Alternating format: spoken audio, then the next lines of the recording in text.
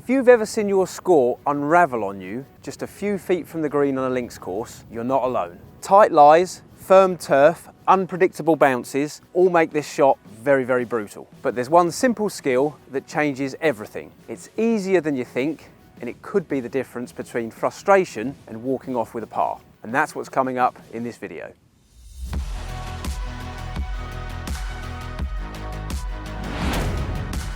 We're here today at the fabulous Prince's Golf Club, one of the host courses for our upcoming Easier Swing golf trip.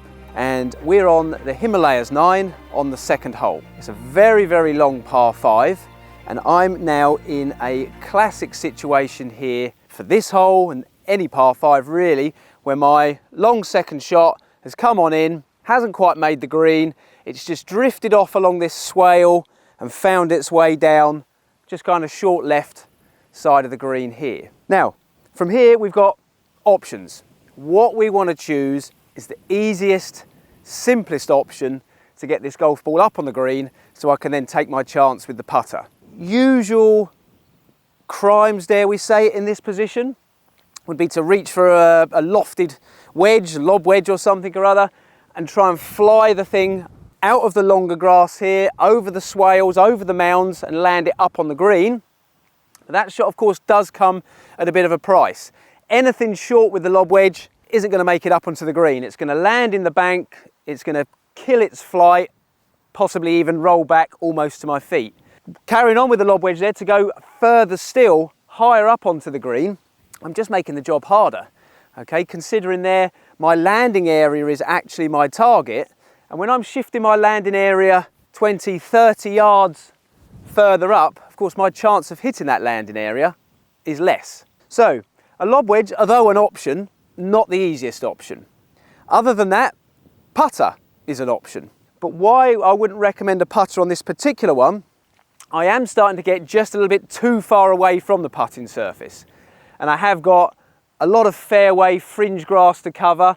There are some undulations that are going to take a lot of reading, a lot of attention. And plus, furthermore, I'm actually just one cut away. So my golf ball being here in this slightly longer grass just means initially that ball struck with a putter could be off course, out of control, on a different pace and line than I intended it to within a few feet. So ruling out the aerial route there with the lob wedge, ruling out the running option there with the putter, we come somewhere in the middle. Okay, I've selected here an 8-iron.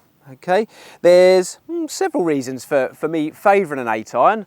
A lot of people can chip with hybrids, 5-irons, 6-irons, 7-irons. Personally for me, the 8-iron is kind of the club in the bag that carries enough loft to still create a little diversion of energy. Okay, so I'm not getting full-on power transference. I just got a slight diversion of energy there to just soften and give me just a little bit of spin on the shot and a little bit of control. Also for me, the 8-iron, if you've noticed in your set, the 8-iron's kind of the club that actually starts to change in its shape from the 5, 6 and 7-iron and starts to have a bit of a duty of care to start to look like the wedges.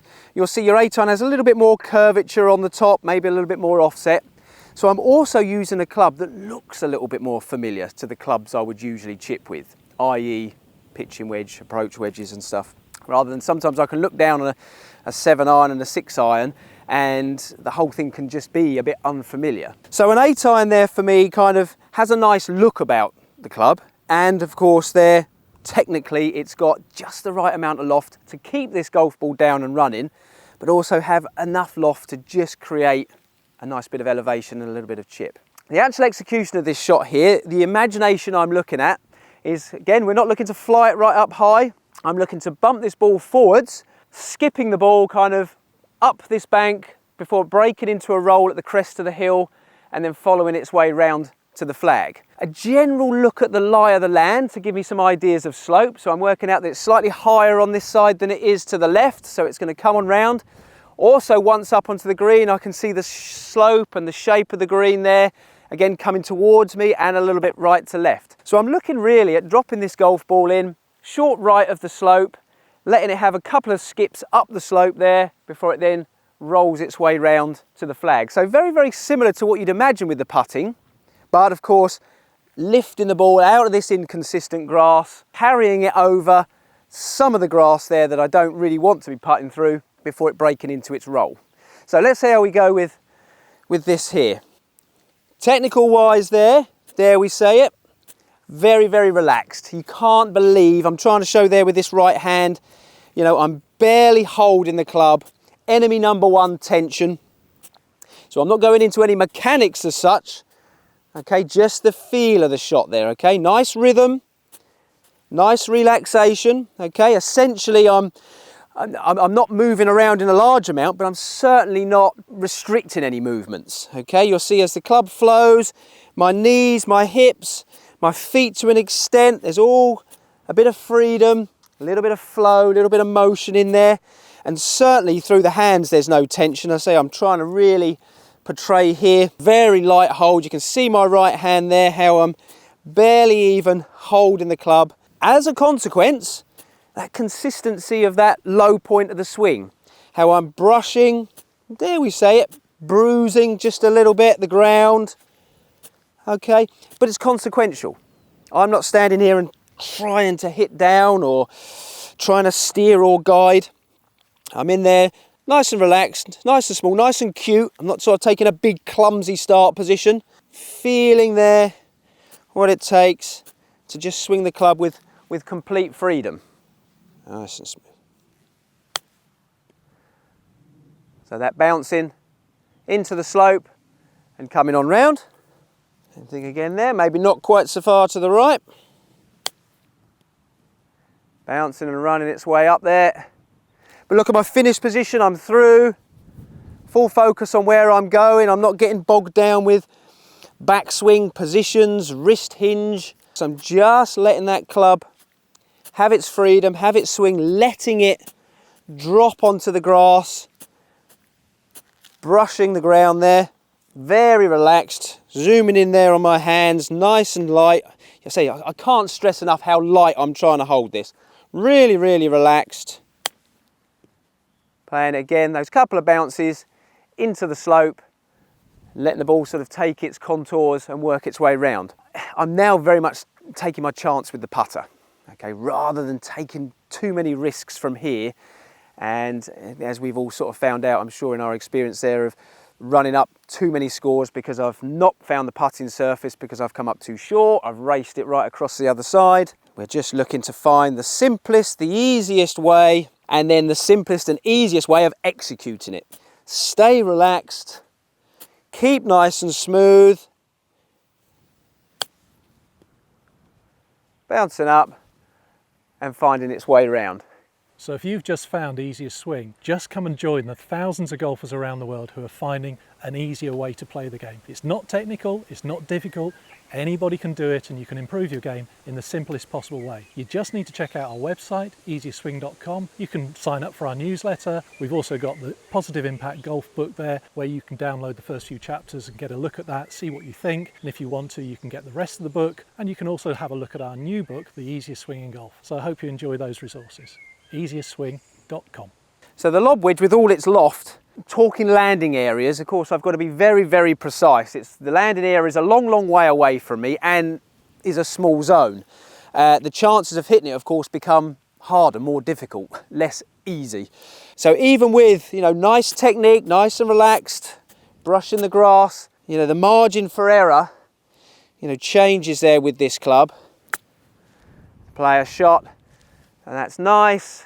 The banker's killed it without enough forward momentum. Let's try and demonstrate one where we kind of go just a little bit shy of that, and again, just see the consequence. Lovely shot. And there's your classic, rolling back down. That wasn't the worst shot in the world, a nice sort of strike. So again, one of our other options there, the putter. Quite often the fear and the worry here is actually going not only too short, but too far with the putter. Knowing that I've got to hit it fairly hard to get it out of this longer grass, resisting the roll of the ball. I've got to go across a fair distance of fringe grass before then climbing the slope, and then of course a little bit more uphill on the green.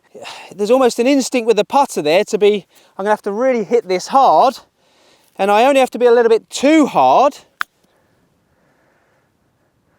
for all of a sudden, stop, stop, stop, stop, stop. And I'm now going too hard there.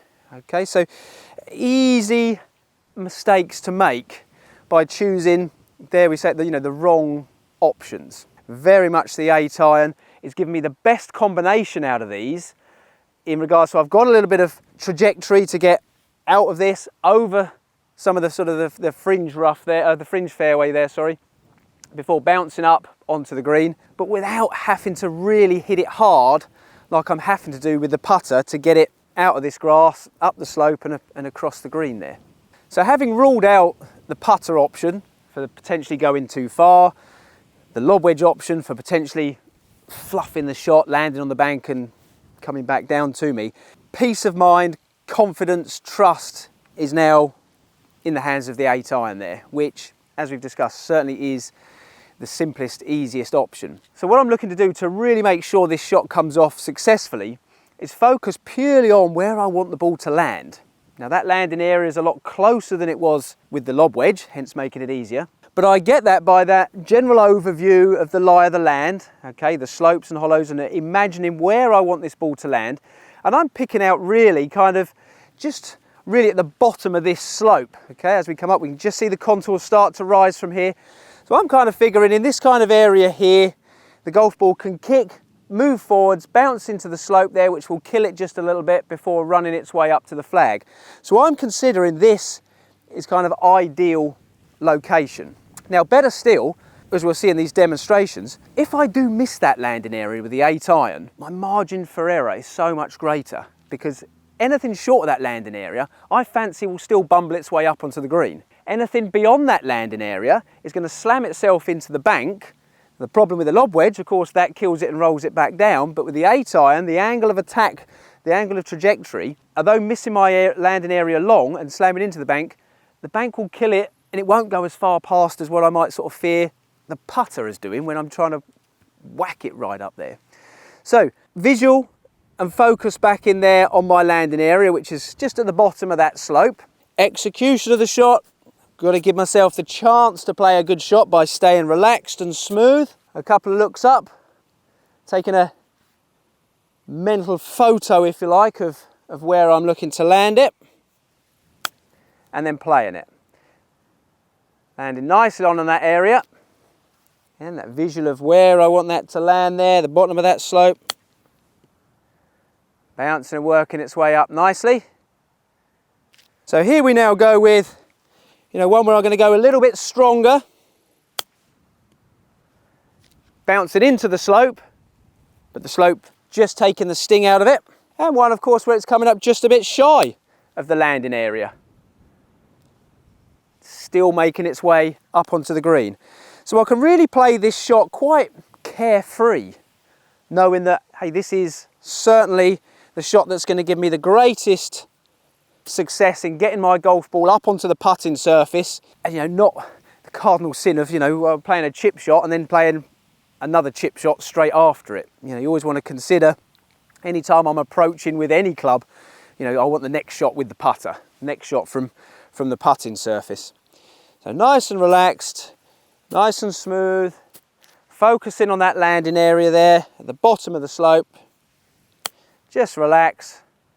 Play it in there, a little to the right, that one, but again the contours will work its way round. And not only have I got, of course, now a good chance of saving my par if any of those as 2 putts, some of those there, who knows, might even go in and give me that birdie. So next time you're lucky enough to be out playing links golf on a fantastic day like this, you've found this position, which you will do multiple times in the round. I hope this video has given you some sort of idea there on going, grabbing the 8 iron, executing and playing certainly the simplest and easiest option available to you in this scenario. Very much hope you've enjoyed this video. Be sure to like and subscribe, and we'll see you in future sessions.